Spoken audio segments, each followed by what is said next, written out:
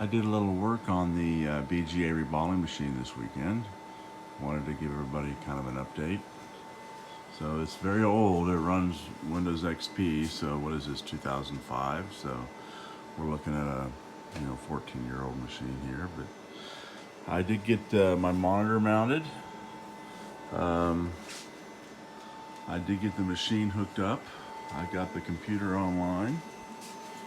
As we can see, I've got the serial connections and the video connections in. I am not getting video through the computer, and I'll show you what I mean, but I did confirm it is coming out of the machine. So let me, probably should get a smaller monitor. This monitor's pretty big. I might see if I can find a smaller one. So there's the profile as it comes up.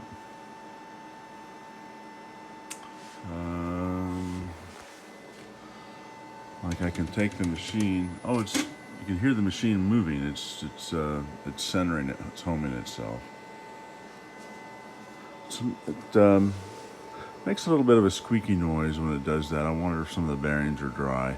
I will probably want to tear apart the head assemblies and everything, and make sure everything's properly lubed and in good shape, and the belts are in good shape. So when you pull this tray out, it turns on the monitor display, so you can see the chip you're holding and the board at the same time, and you can determine if they're properly aligned. And it's got some interesting little controls, like it's got a lamp control. As you can see, as you adjust those, it turns the bottom lamp on and the top lamp on, and adjusts the brightness. Camera focus, which I really can't tell what's going on. I did hook up a video converter to the composite output here, and I was able to see video, so I know the camera is working. I did notice that this area here, let me slide this out of the way, this is a little dirty inside here. You can see dust and stuff in there, and that's a cold cathode tube wrapped around there, which is pretty amazing. A custom made cold cathode tube. It's not LEDs, cold cathode. So I will probably have to figure, I think I got the video figured out. So this capture card, they shipped it with this RCA jack on this composite video, and there's an RCA hole here, like line in. But one thing I noticed is there's a slot missing here. This might be a daughter card that went with it where the video plug was.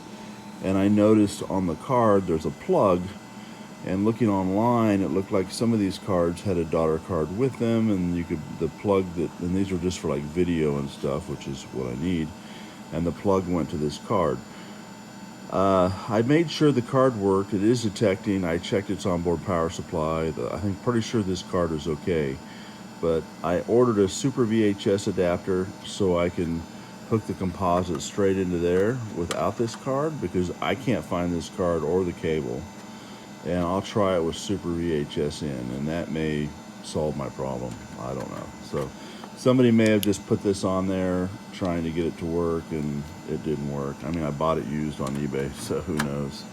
But I'm pretty sure this capture card is good. The other thing that I have going on, luckily this came with this nozzle piece here, this lower unit.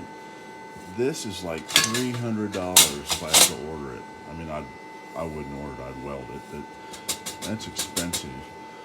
Also, I have one nozzle. I don't have any vacuum pieces. I have none of the vacuum pieces that go in here.